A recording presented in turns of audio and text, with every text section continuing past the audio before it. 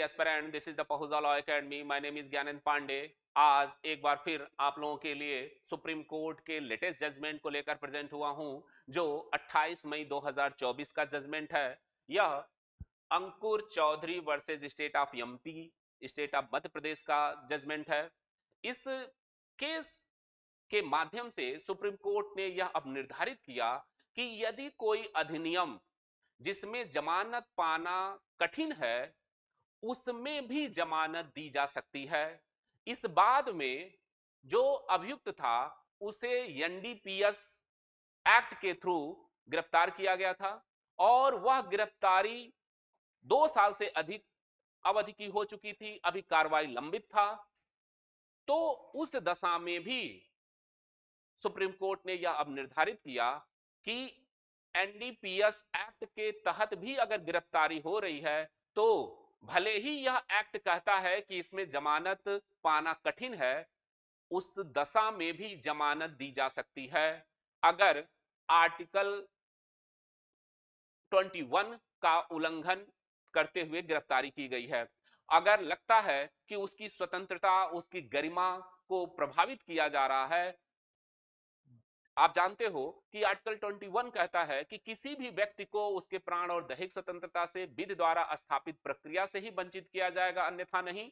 तो supreme court ने इस केस के माध्यम से अब निर्धारित किया कि अगर गिरफ्तारी लंबे समय से है और कार्रवाई निर्णय तक पहुंचने में अगर विलंब है, समय है, तो न्यायालय को यह उचित, रीजनेबल लगता है तो अभियुक्त को जमानत पे रिहा कर सकता है। उस कार्रवाई को सुचारू रूप से आगे बढ़ाने के लिए अगर आवश्यक है तो जमानत दी जा सकती है।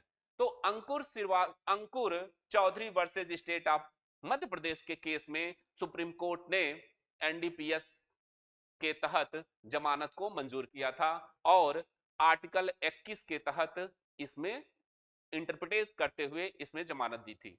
और यह आप जानते हो कि Motiram versus state of Madhya प्रदेश के केस में माननीय सुप्रीम कोर्ट ने यह अब निर्धारित किया, उसमें कृष्णा अय्यर थे, माननीय कृष्णा अय्यर, कि जमानत एक सामान्य नियम है, गिरफ्तारी अपवाद है।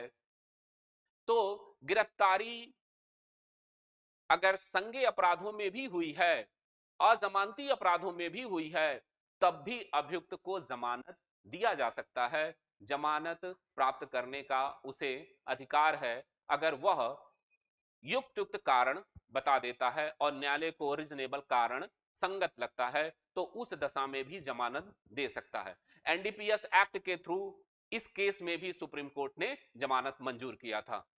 तो इसी इंफॉर्मेशन को देने के लिए मैं प्रेजेंट हुआ था।